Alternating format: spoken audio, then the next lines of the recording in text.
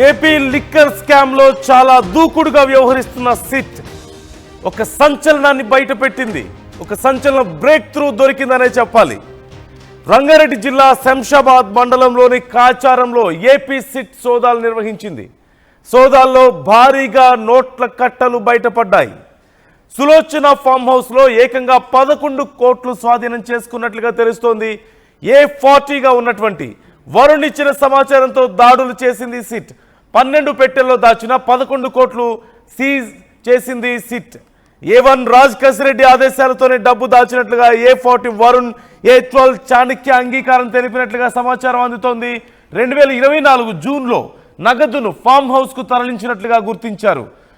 ముఖ్యంగా ప్రొఫెసర్ తగల బాలరెడ్డి పేరు మీద ఈ ఫామ్ హౌస్ ఉన్నట్లుగా గుర్తించినట్లుగా కూడా సమాచారం అందుతోంది. RTV మీకు ఎక్స్క్లూజివ్ గా విజువల్స్ ను చూపిస్తోంది. 11 కోట్ల రూపాయలను సిట్ పట్టుకుంది. లిక్కర్ స్కామ్ లో చాలా దూకుడుగా వ్యవహరిస్తోంది సిట్. ఇప్పటికే 12 మందిని అరెస్ట్ చేసింది, మరొక 8 మందిని నిందితులుగా చేర్చింది. ఈ నేపథ్యంలో చాలా దూకుడుగా విచారణ చేస్తున్న సిట్ మొన్న భారతీ సిమెంట్స్ ఆఫీసుల్లో కూడా విచారణ చేయడాన్ని మనం చూసాం. ఇప్పటికే అరెస్ట్ అయినటువంటి చాలా మంది సంబంధించినటువంటి ఆఫీసుల్లో ఈ సోదాలు మనం చూస్తూనే ఉన్నాం. వాళ్ళ రిలేటివ్స్కి సంబంధించినటువంటి ఇళ్లలో కూడా సోదాలు చేయడాన్ని మనం చూస్తూనే ఉన్నాం. ఈ నేపథ్యంలోనే వరుసగా ఈ సోదాలు చేస్తూనే ఉన్నారు. సిట్ చేసినటువంటి ఈ సోదాల్లో 11 కోట్ల రూపాయలు దొరికినట్లుగా తెలుస్తుంది. భారీగా డబ్బు కట్టలు బయటపడ్డాయి. మనం చూడొచ్చు విజువల్స్లో, మీకు RTV ఎక్స్క్లూజివ్ చూపిస్తుంది.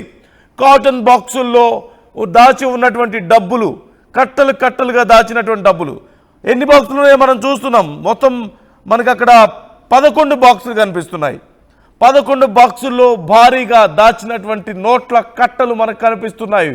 11 కోట్ల రూపాయలు పూర్తిగా క్యాష్ రూపంలో కట్టలు కట్టలుగా అక్కడ ఉండడాన్ని మనం చూడొచ్చు. 12 టోటల్గా 12 బాక్సులు మనకు కనిపిస్తున్నాయి. ఒకటి క్లోజ్ చేసి ఉంది.